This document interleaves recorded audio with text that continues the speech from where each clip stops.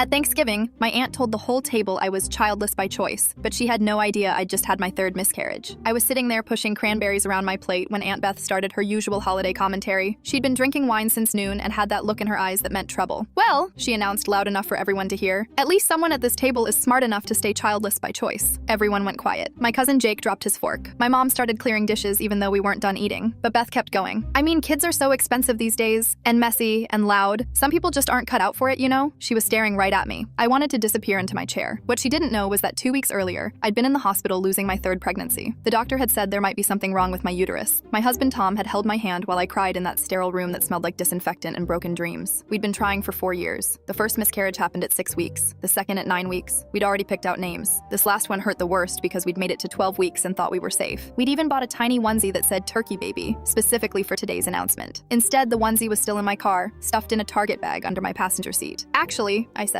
setting down my water glass, "it's not by choice." The table got even quieter. Uncle Rick stopped mid-chew on his turkey leg. "Oh," Beth said, suddenly looking uncomfortable. "Well, I just meant I've had 3 miscarriages," I continued. My voice was steady even though my hands were shaking. "The last one was 2 weeks ago. We've been trying for 4 years. Beth's face went white. She opened her mouth, but nothing came out. "So no, it's not by choice. Sometimes your body just doesn't cooperate with what you want most in the world." Mom started crying into her mashed potatoes. Dad reached over and squeezed my shoulder. Tom grabbed my hand under the table, but I wasn't done. "You know what else isn't by choice, Beth? Having an aunt who gets drunk at family dinners and says hurtful things to people she doesn't actually know anything about." The silence was so thick you could have cut it with the carving knife. Beth mumbled something about being sorry and excused herself to the bathroom. She didn't come back to the table. We heard her car start up about 10 minutes later. My younger sister Emma leaned over and whispered, "That was the most badass thing I've ever seen." Later, while we were doing dishes, Mom pulled me aside. "Honey, why didn't you tell us what you were going through?" "Because I didn't want pity," I said. "I just wanted to handle it myself." "You don't have to handle everything alone," she said, hugging me so tight I could barely breathe. The next morning, I woke up to 17 missed calls and about 30 text messages. Word had spread through our extended family faster than gossip at a church potluck. But instead of judgment, everyone was offering support. My cousin in Arizona said she'd been through the same thing. My uncle's new wife sent me the name of a specialist in the city. Even my grandma, who never uses her phone for anything except solitaire, had somehow figured out how to send me a heart emoji. Beth called that afternoon. She was crying before I even said hello. "I'm so sorry," she sobbed. "I had no idea. I was just running my mouth like always. I never meant to hurt you." "I know," I said, and I did know. Beth had always been the type to talk without thinking, especially after a few drinks. "Is there anything I can do?" she asked. "Yeah," I said. "Next time you want to comment on someone's life choices, maybe ask yourself if you actually know what you're talking about first." She laughed through her tears. Deal. 6 months later, we found out we were pregnant again. This time, we made it past 12 weeks, then 20, then 30. When our daughter was born healthy and screaming her little lungs out, Beth was one of the first people to visit the hospital. She brought the biggest stuffed turkey I'd ever seen and a card that said, "For the best turkey baby ever born."